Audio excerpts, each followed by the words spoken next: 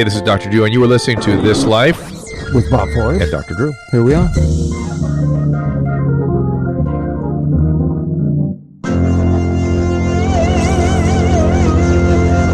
Ladies and gentlemen, boys and girls, gather around the Galaxy phone, the iPhones, the iPads, all the technologies. Eventually, they'll just be embedded in your forehead. And here's another episode of This Life with Dr. Drew and Bob Forrest. Everything good with you? Yeah, great. You came in with a little bit of a head of steam. We'll get into it, no doubt, you and I. Yeah, I get frustrated. Frustrated with the society at large. I am so much with you, my friend. But let me get our guest involved with this first. It is Joe Lockett. He discusses politics and social issues every week on his radio show. You can hear him every Saturday on WYDE 101.1 FM, 4 to 7 Central Standard Time, I believe. Policies and social issues, and of course the opiate problem he gets into. You can follow Joe at Joe Lockett, Lockett show, at Joe Lockett Show. He's also at jlockettshow.com, Facebook /Joe Lockett Jr., Joe.Lockett Jr. So, Joe, welcome. Here we are. Thank you. How everybody doing? Good. So he's down in Alabama, right? Yeah. And the South has had a major run with this stuff. Oh, yeah. Georgia, I've been a little bit involved with, Joe, and I've been impressed. They've been rather proactive.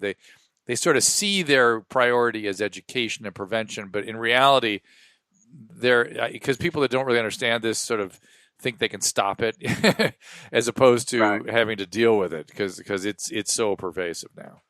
Right. Well, down here in Alabama, the problem has run really rampant, Dr. Drew. And the thing is, I think we're so late down here in the South. It's really. Did you get a phone call? Something happened here. You know what you could do? Turn off the video portion of your thing. The video just aggravates everything. Might actually take too much energy. Turn off your camera and we'll just talk. Click on the little camera icon again. So Alabama is you were saying Alabama's a little behind? I think because in Alabama, I think, we was really late to acknowledge that we truly had a problem. Yeah. And, when President Donald Trump and his administration started putting it to the forefront, then people started to actually talking about the problems they were having behind closed doors. And now it's a big problem because people don't know what to do. Yeah.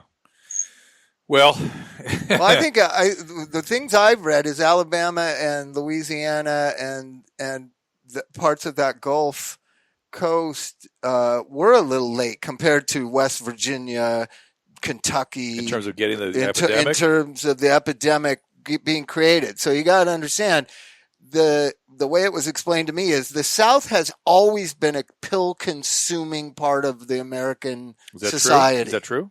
Right? You know that for sure? Yeah. When you go back, Elvis Presley, you ever heard of him? All right. Dr. Nick. All right. You know what I mean? So there's Dexedrine and so it was socially acceptable to take medicines. I'm going to let you go because I want to unravel a whole bunch of stuff you just opened up there. But let me just point out the governor has published the State of Alabama Opioid Action Plan that was from last December. Outlines of 4-pronged approach. It's very similar to Georgia's thing: prevention, intervention, treatment, and community response. But I don't know, Joe. You got to help me here, man. I have been thinking a lot about the South lately. I ended up reading the Grant biography and reading all about Reconstruction and what a fucking mess that was.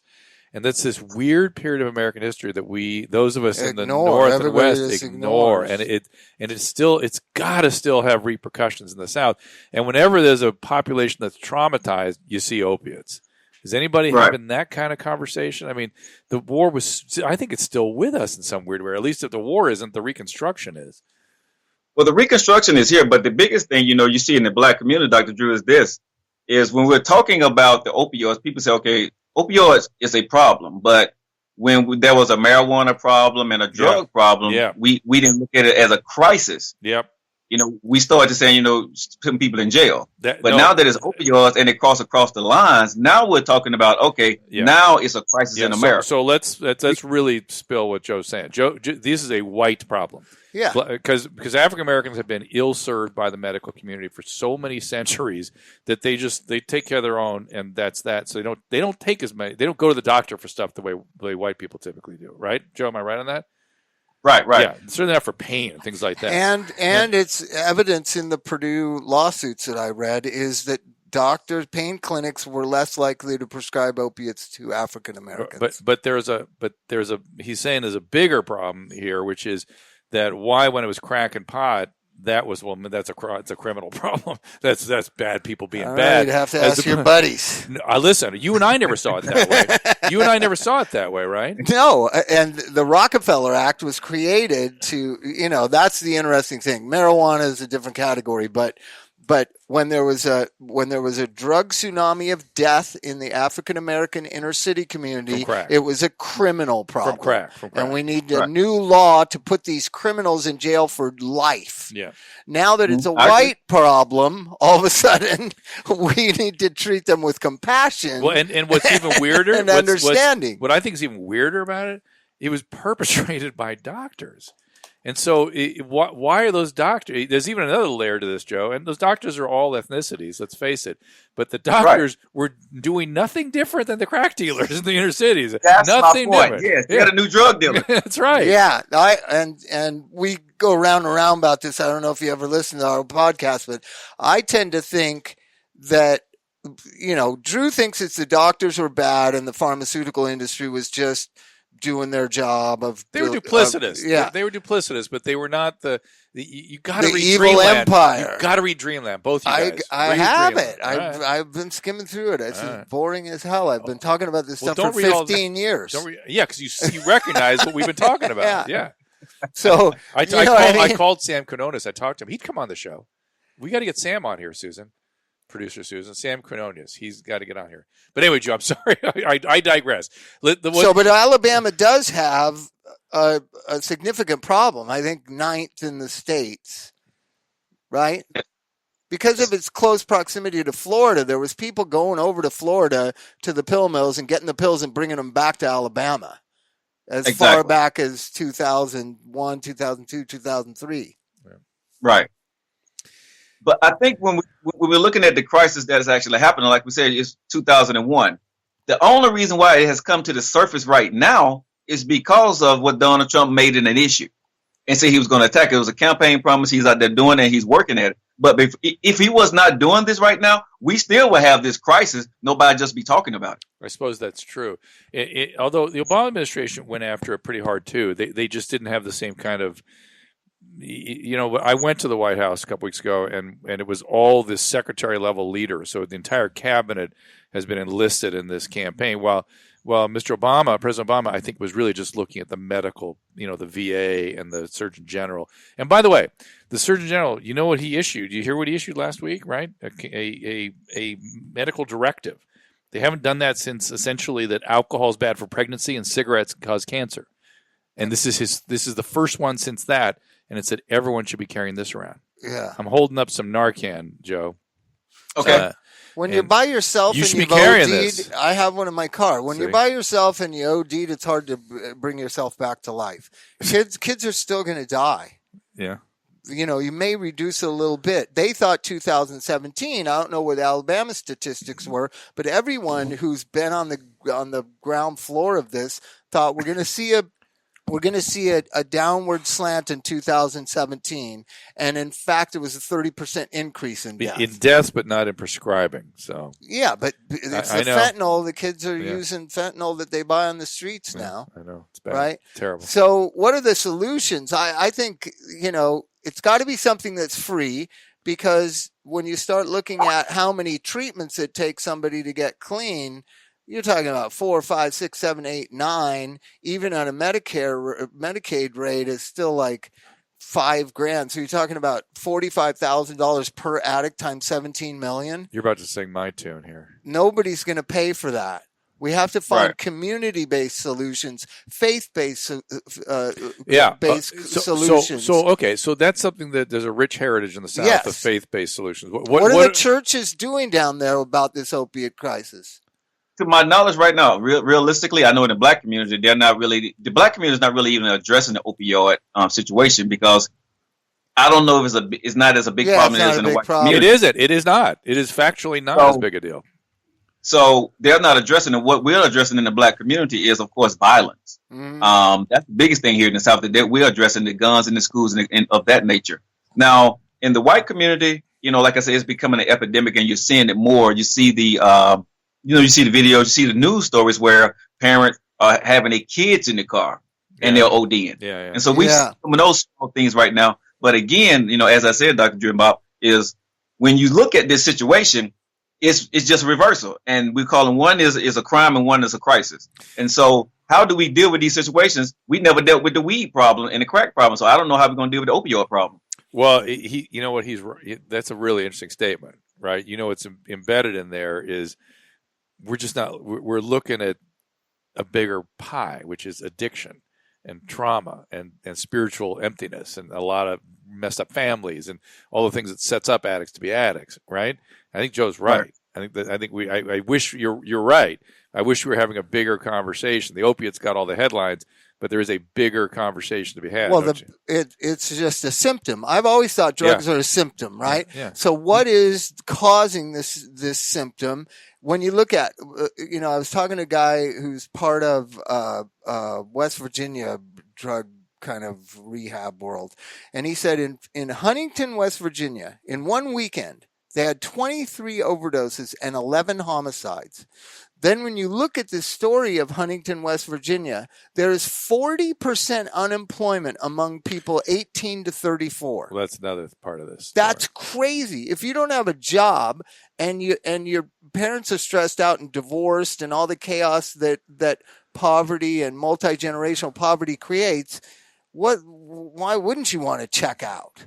And so that's another reason why I don't think Suboxone is going to be the solution to this, because the underlying issues are still there. Poverty, lack of jobs, lack of economic opportunity, lack of bad education systems. Hey, so the same stuff we've been talking about for 40 years are causing this. But you're leaving one out, and that Joe's bringing that to our attention, and that's racism. There's right?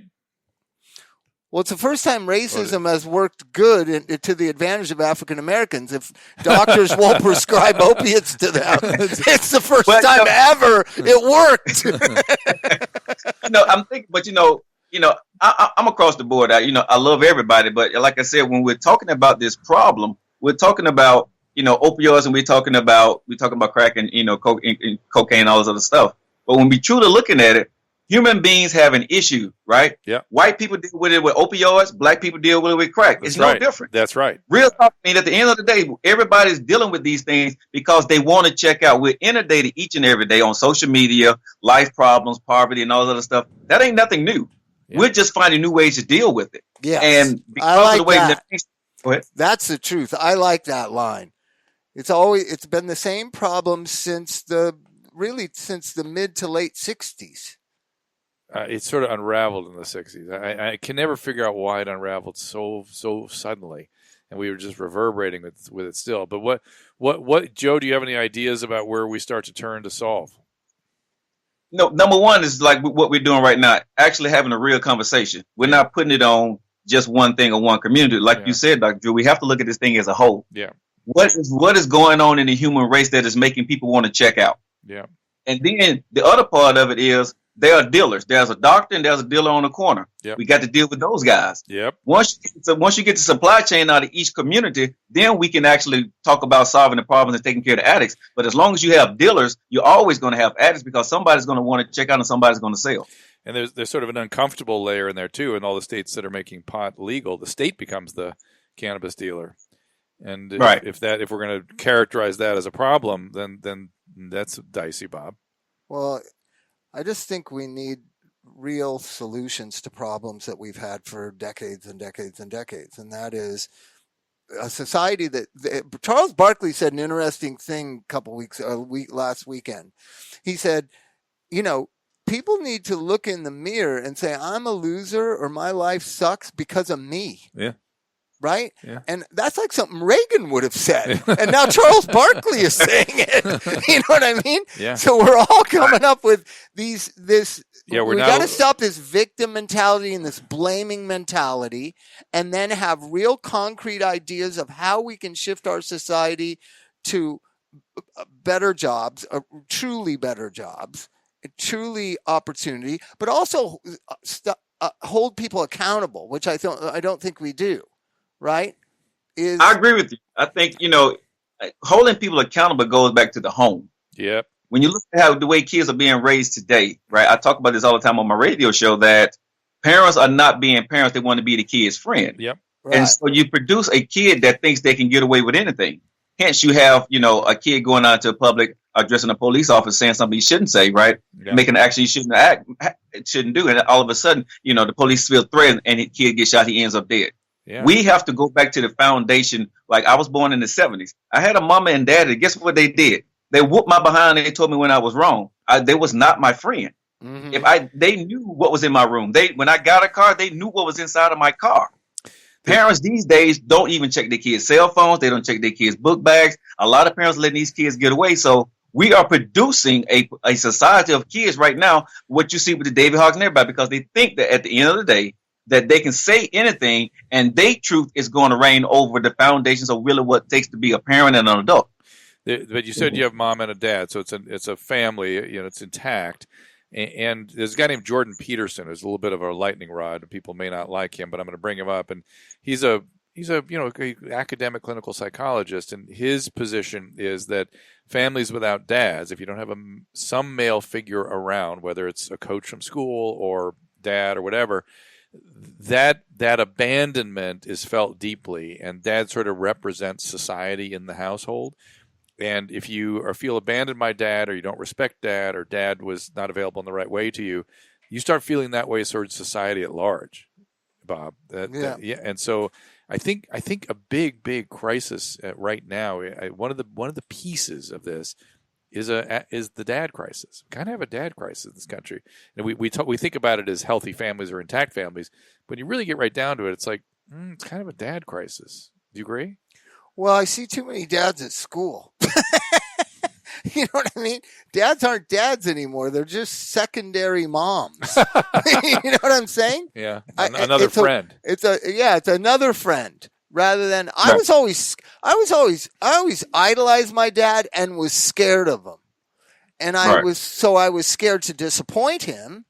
And I also modeled after him. He has a hard work ethic. He's very people-oriented, people-friendly, all the things that have benefited me, I modeled after from my dad, right? Yep. Then all of a sudden I have a family, and everybody tells me, oh, no, you can't have you don't want your boy scared of you, do you? And I was like, I was scared of my dad. You know what I mean? Like, it's like the ultimate sin to be an authoritarian figure in your children's lives. You just pushed a button of mine. The last high school presentation I gave, they gave me negative reviews, and I was super gentle through the whole thing because I was too authoritative. And you were holding back. I was holding back big time, and I was like, well, I'm done with that. No more of that. So or they said authoritarian. I was authoritarian. And I was like, boy, you got the wrong dude. If that's authoritarian, whoo. Tell us, Joe, where can we hear your show? WYDE 101.1 FM on Saturdays, 4 to 7 Central Standard Time. You can follow me out there on social media at Joe Lockett Show, at Facebook, Twitter, Instagram, and all that good stuff. So, Joe, it's exciting to have you on. It's sadly the 50-year anniversary of the death of Martin Luther King, right? Yep. Recently. And there was this great King special on HBO or something about how unpopular he was from 1966 to his death in 68. And it was because he was talking about the same things we started talking about: real jobs, real opportunities, poverty, multi-generational poverty. That's why I say when I watch this documentary and then I start thinking about now, nothing has changed in 50 fucking years. Forget 50 years, 150 years. I've been thinking about the Reconstruction a lot. And anybody who brings it up is unpopular.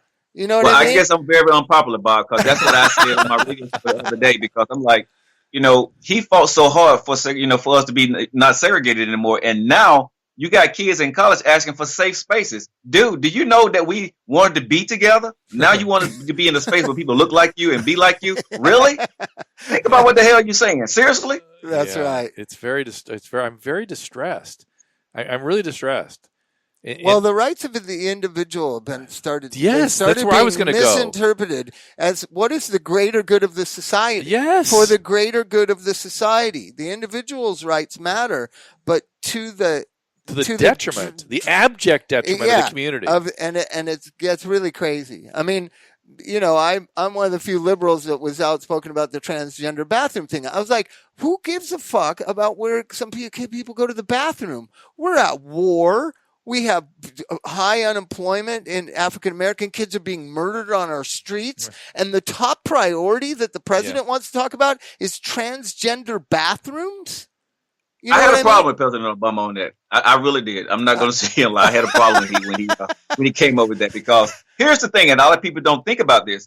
He passed laws upon the American people that he never have to follow. His daughter, his wife would never have to go into a bathroom with anybody because he has Secret Service. Yeah, yeah. You're going down a road that I very much have a lot of feelings about. But that's that individual's right. No. Which is against the greater good. Our people in the government they think of themselves as somehow above us. They do not subject themselves to the same laws, the same standards as they require. Obviously, they don't like to fly and coach. Right. They don't like to fly and coach. They don't like to have. They like to have no disclosure agreements. They like to have sexual misconduct and then not be held accountable. But if they are, they want us to pay for it. I mean, this is crazy ass stuff. So I have some. There's just things are just they're just out of alignment right now. So does it bother you that the American people don't know that Martin Luther King, the history of him has been whitewashed? What his life was like from 65, 66 to his death? That he was very unpopular. That people pulled his funding. He was fighting for janitorial. The day he died, he was down there striking for janitorial sanitation workers. Hoover, what's his name? The FBI was up his ass all the time trying to criminalize him. And all of a sudden, they just put him right next to Abraham Lincoln on Mount Rushmore, and the reality of his frustration and what he was trying to accomplish is completely ignored. But that is true of a lot of mythological figures. Lincoln was hated. But he was in our lifetime. This is a man in our lifetime, and he was put into the mythology I'm telling you, overnight, Lincoln went from hated. That's why they shot him. They hated him to a hero overnight. And so that does tend to happen with humans. Once somebody gets sacrificed. Well, the big thinkers tend to get shot, don't they? Well, not that Kennedy was a big thinker. The big the people. The big ideas people get killed. I guess it's more than big ideas though. It's social fabric ideas. They're pulling at the social fabric, and people get weird about that. Yeah, Joe. Yeah, I agree with you. And to your question, Bob, when I look at what Dr. Martin Luther King stood for, what disappoints me now is that we as a black community, we're still in the same space. If we had to boycott today, I always ask people, you want me to boycott? What the hell am I boycott to? The Walmart is owned by whites. Banks are owned by whites. So we haven't did anything on an economical level to take over ownership. And so in the black community, that was Martin Luther King was working on. He was working on the economics. And we continue to want to talk about. I'm going to push back on you. I think he would be delighted with the progress that African Americans make in business and professions. I think he would. I think he would see it a little bit. I bet you he would. I understand what you're saying. I don't disagree with what you're saying, but I'm saying I think you forget how far we've come from what he was fighting for. I agree with that. Yeah. Yes. I'm just saying in the black community as a whole. For me, when I'm looking at it and my kid, this is my thing, Dr. Drew. I don't want my kids and your kids to have the same conversation we're having today. It doesn't make any sense. Yeah. We have to do something a little bit different for the next generation. Yeah. And we're acting an ass right now because we're separating ourselves between politics and race, and we're not making any gain. Yeah, I agree. We should reframe the conversation. You got any ideas? Doing things what we're actually doing right now, and make sure that people can see that you and I only have a different. The only difference between you and I is our pigmentation. Right, I bleed red, white, and blue. You guys do too. If I cut you, you bleed. So we want what's best for our kids. I had to understand one thing: in the black community, we do things different. In the white community, you do things differently. That don't make us different. It's just we grew up in a different area because we protest. You guys won't protest. Some things that makes me upset would not make a white person upset, and we have to be okay with that. Yeah. But we got to move forward past politics and racism to make this a better place for all of us. Hey, speaking of that, did you see Bill Maher speaking up for Laura Ingraham last night? I did. I actually watched that before I saw it. I just saw that. Yes. Did you see it? What was he saying? He was saying, "Who's this kid? Like he just wants to bully somebody." And he's saying, "I'm finding myself defending Laura Ingraham, who is a horrible person, by the way." But he's saying you can't have a society like this. We just bully everybody off of the pulpit because you don't like what they have to say. No, it's a mob, and the mob is busy right now. I've really realized that the mob is looking for a victim, and so it's picking off pieces here and there. I know. Picking this one, picking that one. I just wouldn't want to be Bill Maher's Twitter feed today. But here's the deal. Those kids are going to crucify him. I'm going to tell you, Martin Luther King was the victim of the mob in his day, and that's why, boom, that's what mobs do. They kill off and then they mythologize. That's what they do. So I think we're moving towards some sort of sacrifice, some sort of scapegoat. We have to be. That's what it feels like. I've seen this movie before. And they're picking off, the guillotines are out, and they're chopping off heads here and there, but we haven't found the big scapegoat. What interested me is if they don't like conservative media, why don't they just do a whole boycott of all of Fox News, right? Why pick on this woman who said something that was really innocuous? It really wasn't, it was crappy to say to a teenager, but it doesn't deserve the death penalty. Right. You know what I mean? I'm gonna tell you what, easy target, because y'all remember now, a couple of weeks prior, she had made an outrageous comment. That's her She told job. LeBron James to do what? Shut up and dribble. Oh yeah, right. Oh yeah. So she got away with that. That was, by the way, so it was way worse. What she said about LeBron was way worse. Exactly, but she got away with it. So that's why she figured that when she was doing this with David Hogg, that it wasn't an issue, because she really didn't say anything bad. She didn't go after him. She just said, stop whining, pretty much. Yeah. What she said to LeBron James was really derogatory. Yeah, that's right. And so it's interesting. And I think that people in the middle, I'm trying to create this radical center. So that being a centrist, being a moderate is the most radical thing you can do in America, right? I just had a thing with Governor Kasich weekend, last Tuesday. Yeah. And he's a hero to me now. I mean, you couldn't be two more different people, but he just represents so many more of the centrist ideas I grew up with, and I think are a pathway to solving problems rather than the liberals over here, the conservatives over there. Let's argue, put them on television, watch it, and choose sides. It is like a pit bull fight. Yeah. It's like America has become dog fighting. You know what I mean? America like to see a train wreck. I mean, that's what, if you look at Jerry Springer, you look at the Murray Show, those things are famous. You can't name the last guest to be on either one of those shows, but why do we watch? It's a train wreck. He's right. The ones I like is who is the person's father? Maury Povich. Right, that's what I'm saying. Murray Povich, right? But again, tell me the guest that was on his show last week, or anytime. Tell me one guest. Yeah, that's right. Now, what's interesting about that? You're saying major media is becoming that? It is. That's been there for a long time. Wow. Yeah, but let me go even further. Go ahead, but Joe's making a really interesting point. It's like mention the last guest that was outrageous on Jerry Springer or on Maury Povich, and now do this. Tell me the last outrage that Donald Trump committed before this latest one. Oh, I know. It's the same exact thing. It goes over the same exact thing. Again.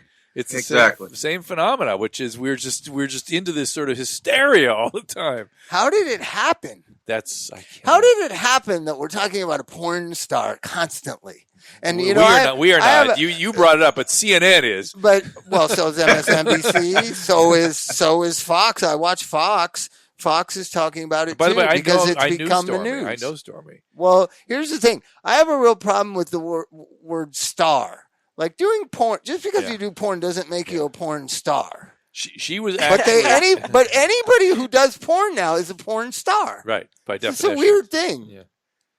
You guys struggle becoming rappers these days, and and making a whole bunch of money. So again, America loves to see the train wreck. Oh, by the way, somebody Cardi B is my new favorite human.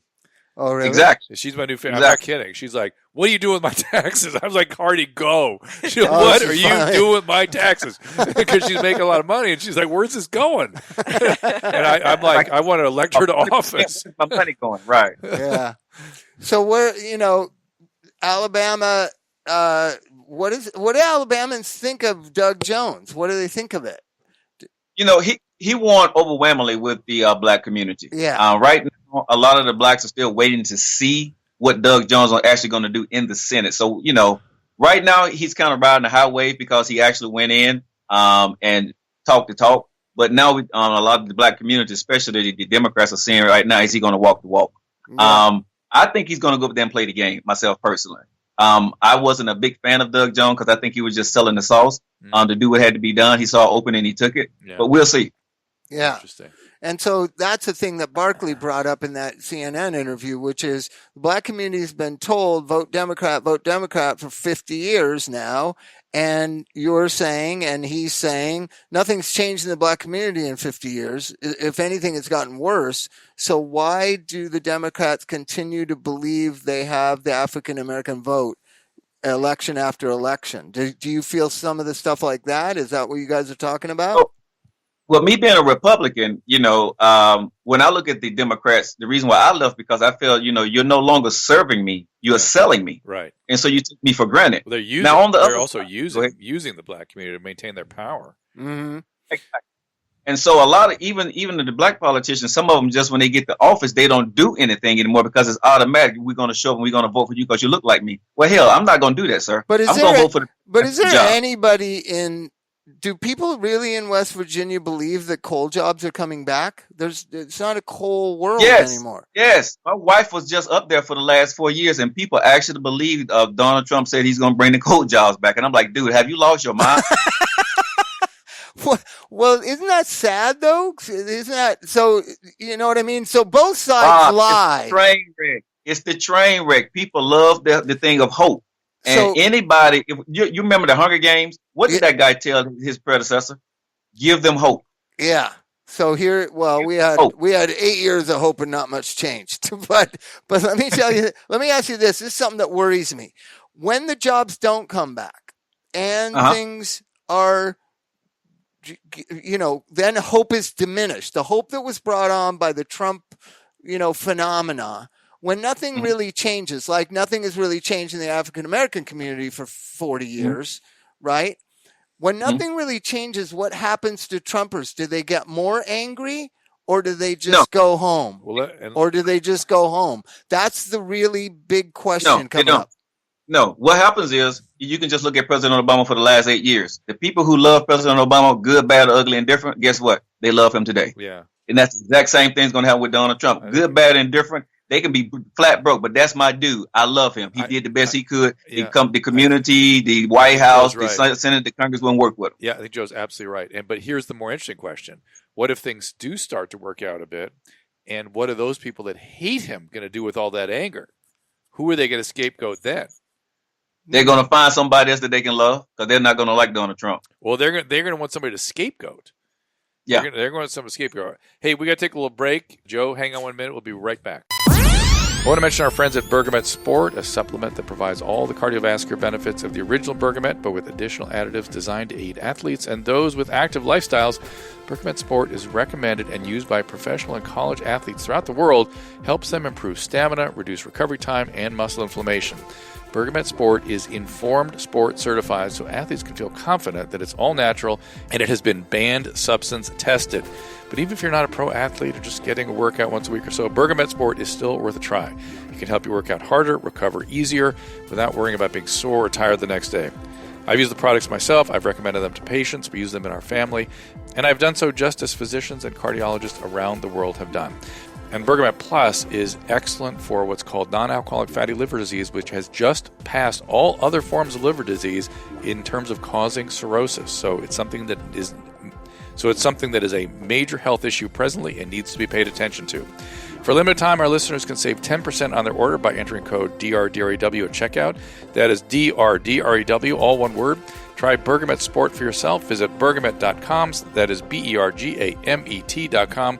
Or just click the Bergamet banner at drdrew.com. All right, we're back, and we're talking to Joe Lockett at the Joe Lockett Show. Joe has his Facebook also. It's facebook.com/joe.lockett. No, send them to my Joe Lockett Show fan page. All right, it's just Joe Lockett. Joe Lockett Show fan page. And what's ahead for you, Joe? What do you sort of see? What do you want to do? About?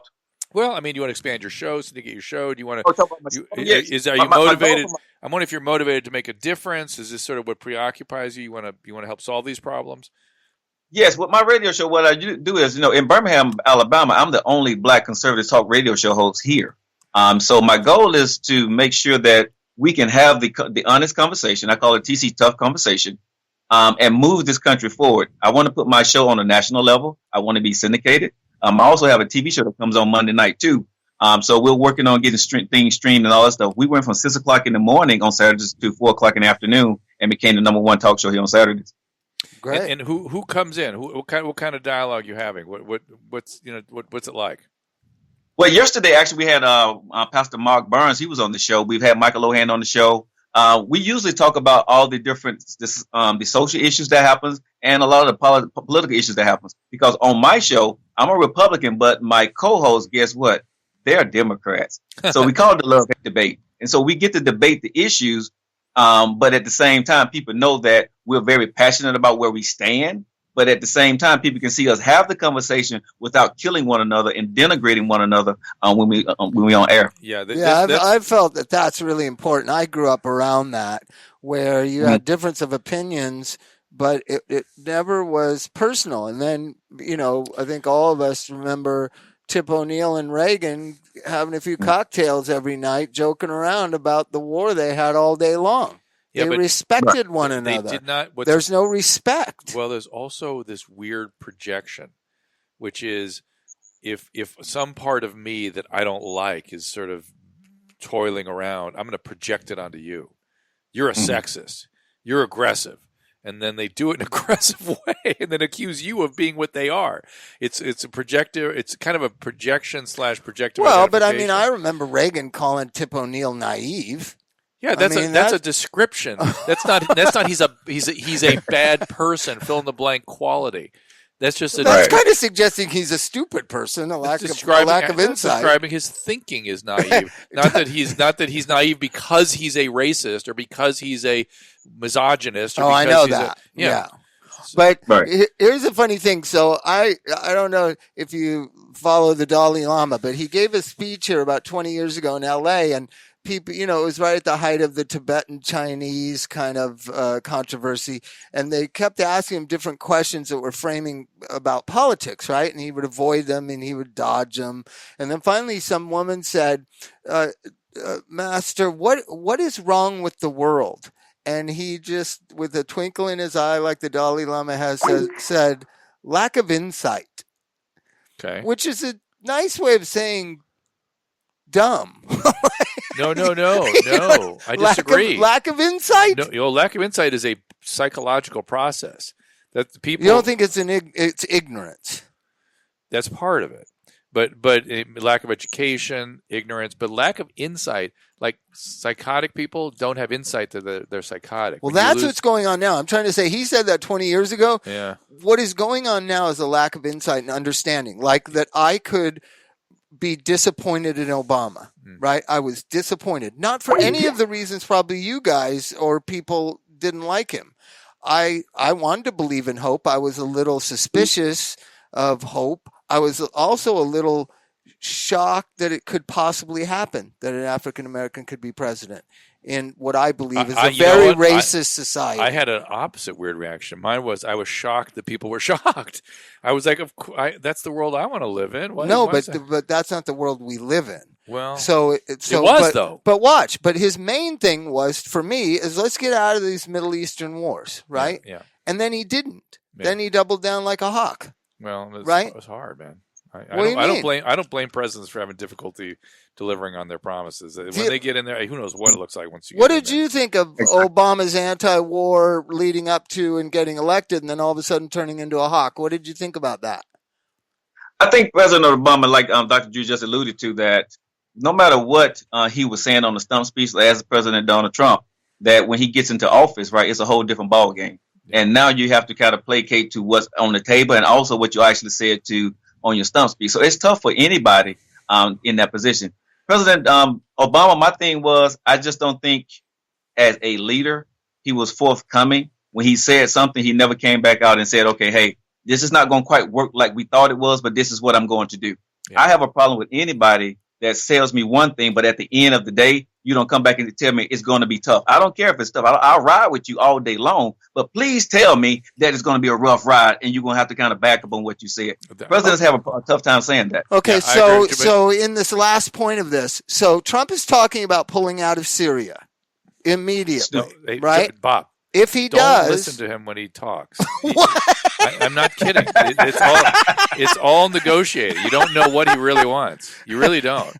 If you haven't learned that yet, you need to learn it. He's gonna quintuple down on the Chinese. He's gonna go do a $500 billion tariff before we're done here. Not because he wants a $500 billion tariff, because he wants to affect a $100 billion trade imbalance. And so he just does these crazy things until they look crazy. He does not stop. I've noticed that about him. And once he gets to crazy zone, then he goes, now let's negotiate. And so same thing with out of Syria. That was some sort of telegraphic something. I don't know what that was, but I'm sure it was what he means to do. So relax. But the point is, in these over dramatic whatever, he's a Svengali and he's got a big master plan. I don't think that either. I just don't think you should listen to some of the rhetoric. If you watch the news feeds, a bunch of children were gassed. Yeah, terrible. Right? You can't play games on a world stage. You can't play games with the world economy. And he is, and it's more frightening than anything Obama ever did. But here, let me look at the Syria thing now. So now he's gone, look, I wanted to get out. I got to triple down now. I'm going in and taking care of business. It wasn't my fault. These guys gassed a bunch of kids. I'm going in now. And then you go, yeah, he wanted to get out. He said it yesterday. That's how, Bob, it's like a reality TV show. I can't take it. What do you got in there? It's like watching Maury Povich. Who's the father? Right. But the thing with Donald Trump is Dr. Drew is saying that with Donald Trump, we got to understand he's a businessman that goes from his gut. Any entrepreneur will understand how he actually works. That's exactly right. We wake up in the morning, right? And we have a gut feeling about something. And what he does is he throw a lot of stuff up against the wall and see what's going to work. And then he'll take credit for the stuff that works, and for the stuff that doesn't work, he don't take credit for it. He never changed from being a businessman. That's right. That's exactly. You are exactly right. You've got to analyze what he's doing from that perspective, or you'll go crazy. He's not a businessman like Warren Buffett's a businessman. No, you guys talk about him. No. He brands his name on hotels that he doesn't own. Yeah. That's not a businessman. He's a salesman. He's a salesman. Well, some developers do a lot of that. That's what their thing is. Developers is a lot of smoke and mirror stuff. Yeah, he doesn't have any employees. He's never sat at a union table. He's not really a businessman like you guys try to make him out to be. You're jumping by the push back on. Huh? But I have to push back on you a little bit, Bob. You're saying he's not a businessman, but he's a multimillionaire or a billionaire. He's an entrepreneur. Whatever he's doing has made good business. He started out with a loan from his father that if he would have put it into savings, he'd have more money than he claims to have now. Bob, go watch. Bob, you'll just never convince me he's some businessman. Go watch the Netflix documentary. There's a 5-part doc out there. You may come hardened. You may come with a harder idea, but go watch it. Because you'll see what? About his life. They have a 5-part series there. I've known Donald Trump. I've met him. I've seen him for 40 years. The guy is a con artist salesman, and now he's president of the United States. That's the end of the story. Give the average person the same money that President Donald Trump's father gave him, and see what they do with it. I'm telling you, we may not like it. We don't like the way it turned out, but at the end of the day, his gut feeling. No, I like businessmen who employ hundreds of thousands of Americans with good paying jobs. He does not do that. He produces his stuff that he sells in China, right? It's just, you guys, I understand that you like him and all that, but we didn't say that. No one said that. Don't accuse us of that. We didn't say that. We're just trying to understand him. But don't say he's a businessman in the sense of like Rex Tillerson is a businessman. It's different. Rex Tillerson is a businessman. Donald Trump is a salesman.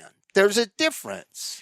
Well, he was able to employ thousands of construction workers, and interestingly, he put women in the positions they never are in. Yeah, because they work for less money, Drew. Wrong. That's why. Are you kidding me? Okay. So wait till you see the women that are in those positions. They are no BS. But they also work for 1/3 less than men that he would have put in that position. That's not true. And you're talking out of your ass. You don't know that.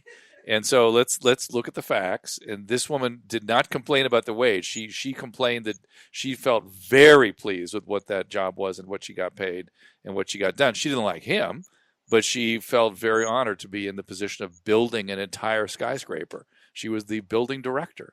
I understand she got the same as the other guys, but she was a woman. Same money. Yeah. You can't. Who's going to stand for that? If you're at that level, you're going to. So anyway, we're neither here nor there. We're not getting anywhere with all this. This is why he gets us all so.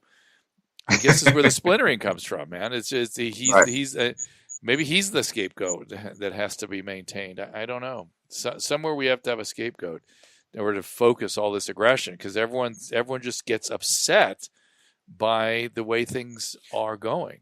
I mean, we're upset because our country is falling apart, and this guy's come along, and 1/3 of the public believes he's going to fix it. Him alone is going to fix it, and that's insanity. All right, so we're back. Go ahead, Joe.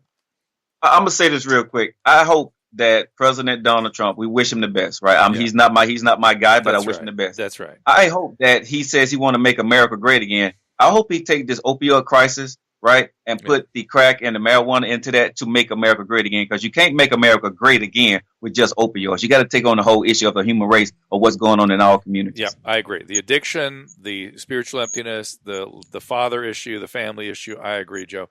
Joe, really fun talk to you, man. Congratulations on all your success, and I hope the thing gets the rest of the country gets to see you soon. Feels like something like that's going to happen. So we will look for you at WYDE 4 to 7 on Saturdays.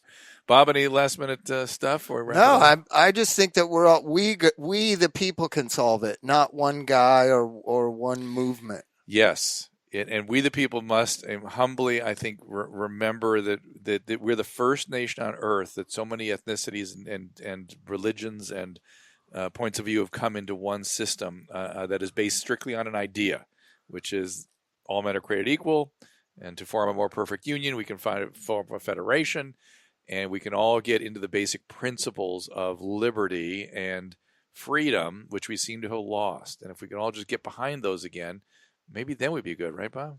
Well, I'm waiting. All right.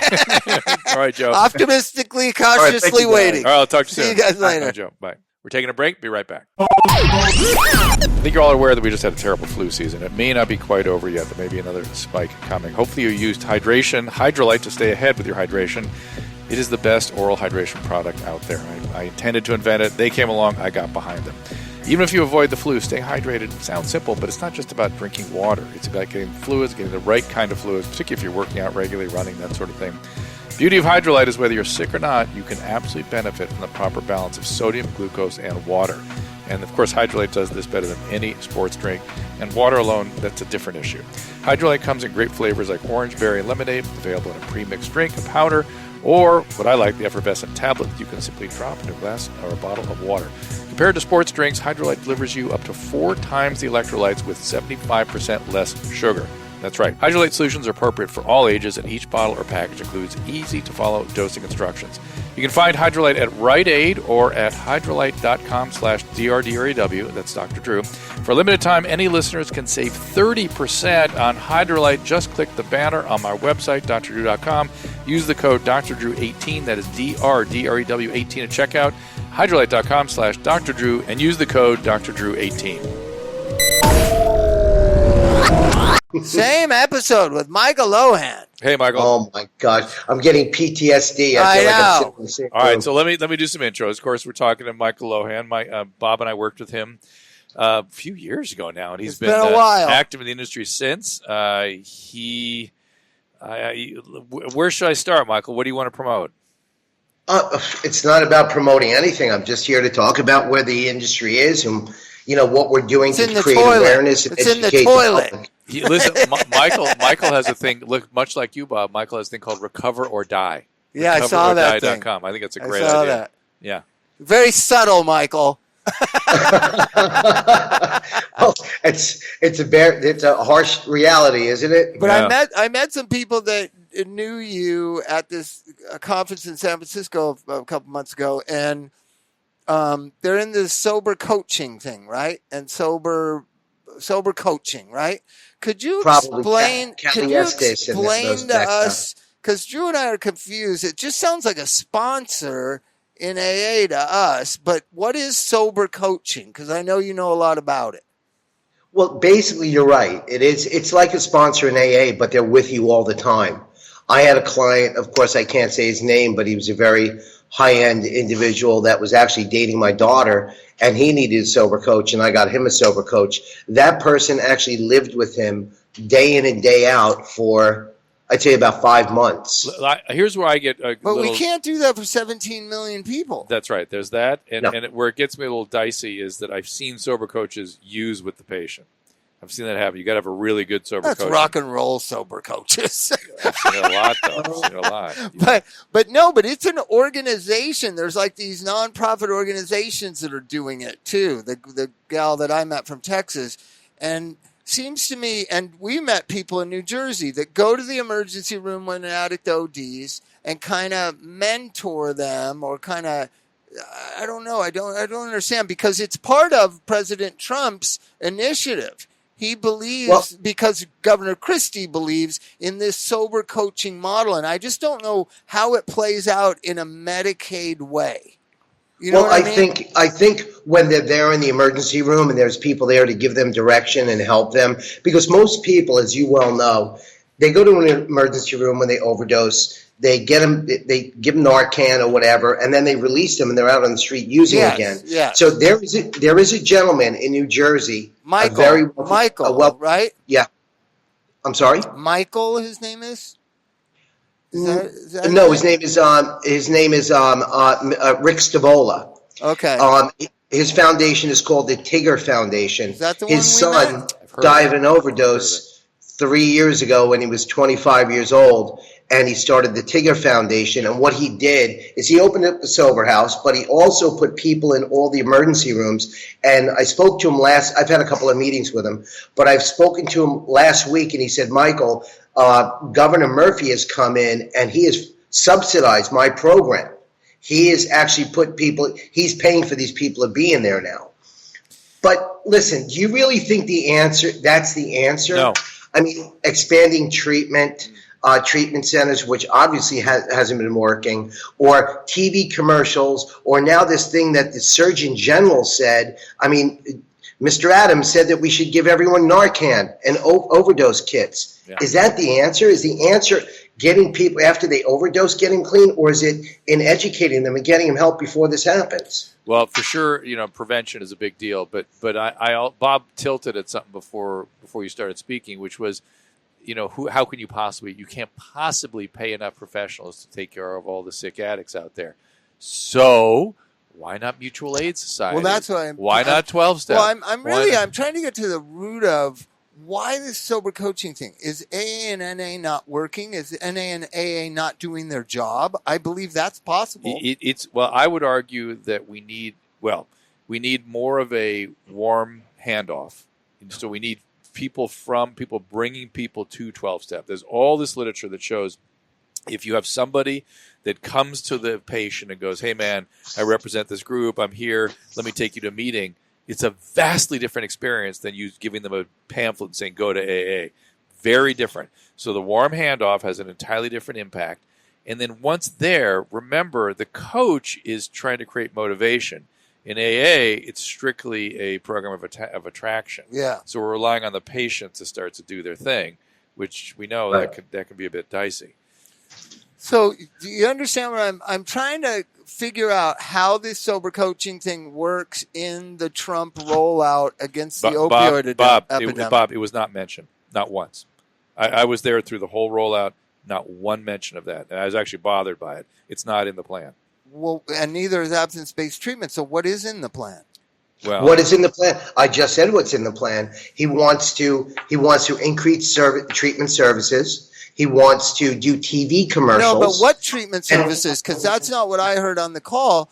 The treatment services weren't abstinence-based. They were MAT services they want to enhance. Unfortunately, that's medically assisted treatment. Suboxone. Medication assisted Suboxone. Yeah. But we know what happened with the methadone program. I mean, I had a conversation with Dr. Drew about NAD. And NAD started in 1961. That would have been the protocol that everyone was using. But methadone came about, and that was a government-subsidized program, and that fell apart. NAD took a back seat to that. I think that's the direction we're going in. I just got back from Congress and speaking with even the VA, and I showed them all the evidence. And they see that this works. It's just that insurance companies don't cover it, and that's a problem.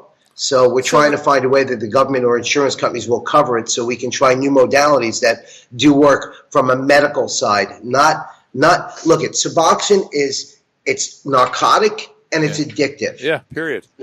Naltrexone, which is Vivitrol, is non-narcotic, non-addictive. And I'm a fan. Why do we have implantable naltrexone? Implantable devices that release naltrexone over years. Fine. Doc, my wife had one. Yeah. My wife had one. It cost $120 for a 3-month implant, and it cost $500 for the surgery in the office. It was nothing. Yeah.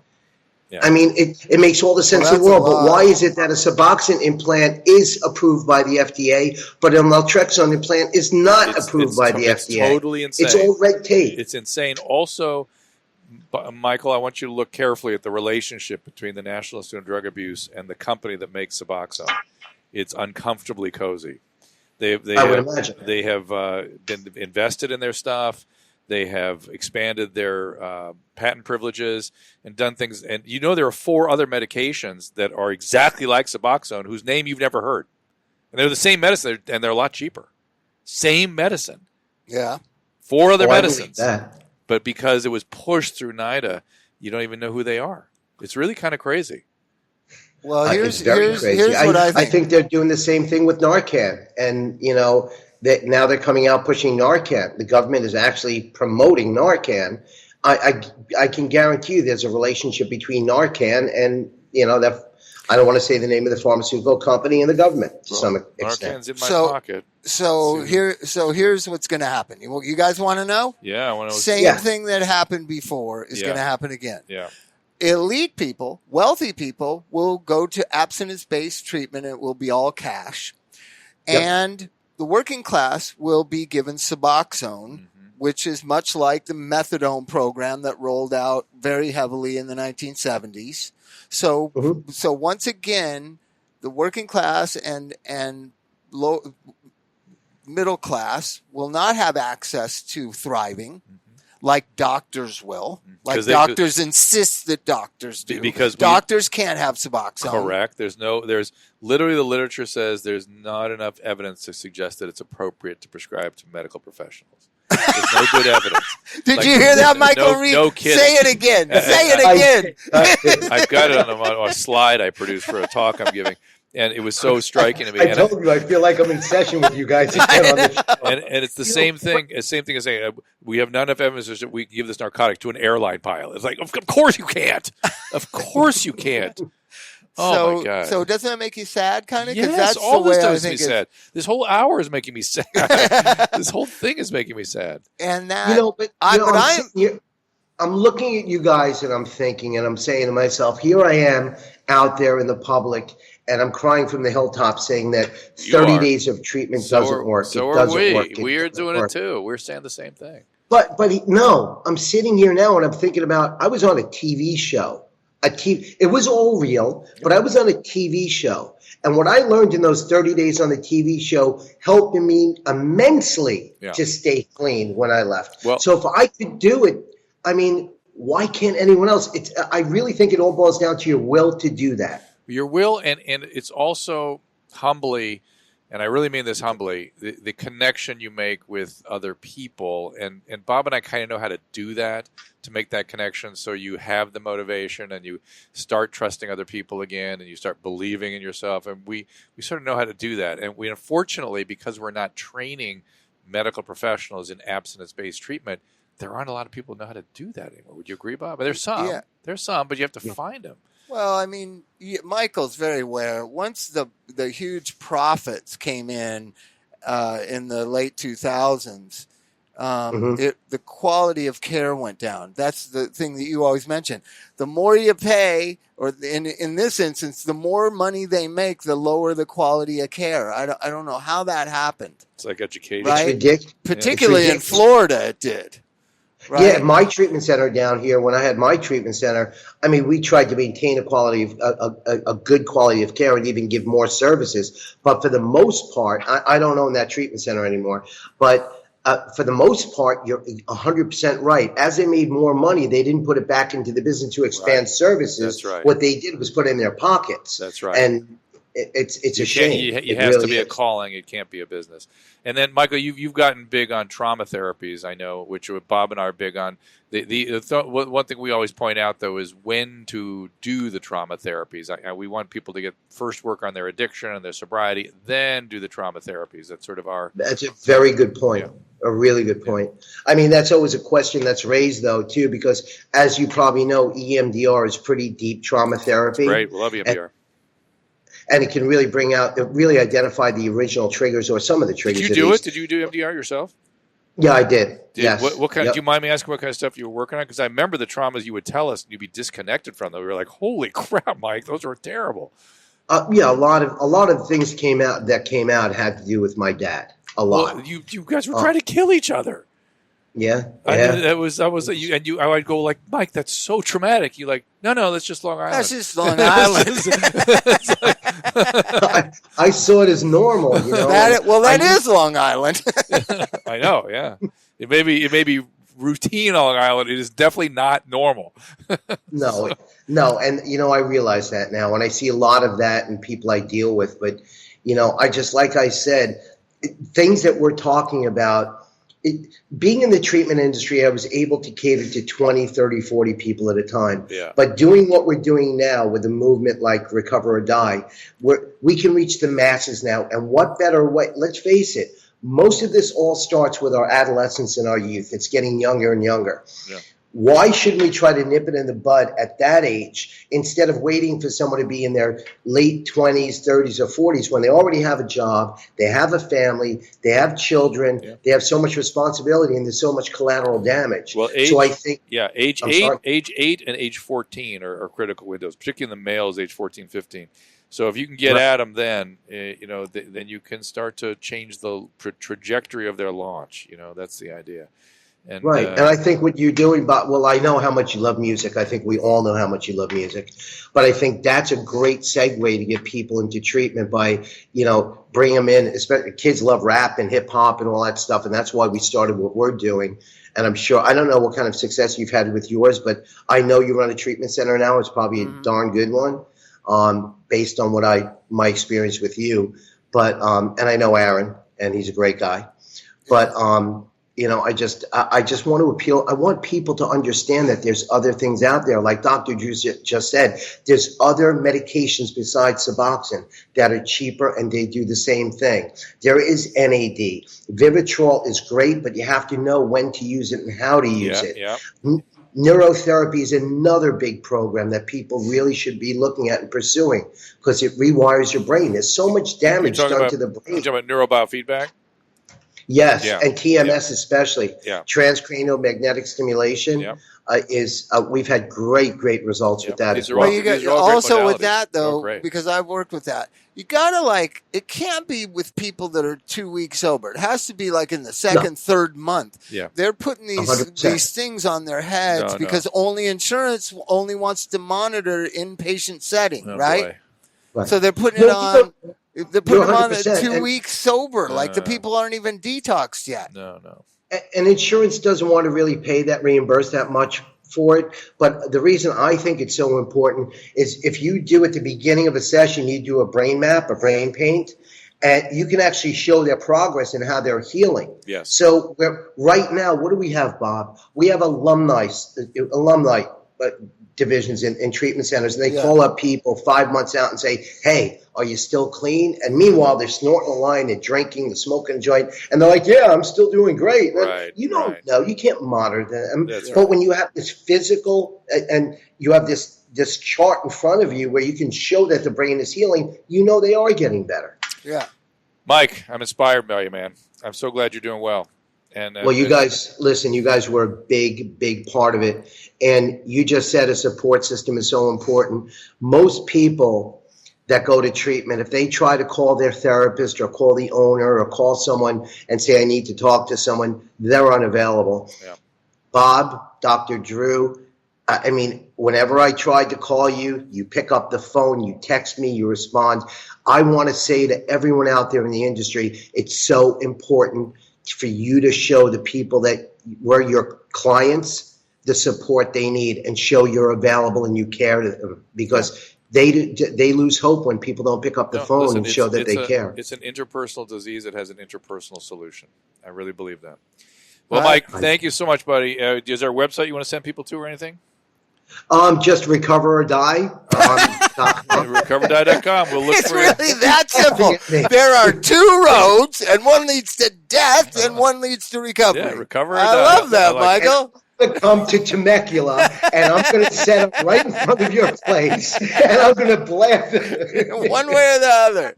That's funny. All right, buddy. Take care of yourself. Great to see you. Stay in touch. God bless. I love you guys. Right, Take care, Michael. All right, buddy. And cheers. And a reminder, if you like the show, tell a friend. We appreciate you all. We appreciate your feedback. Go to drdrew.com/survey. Answer a few questions that can help us continue to make the show better and better.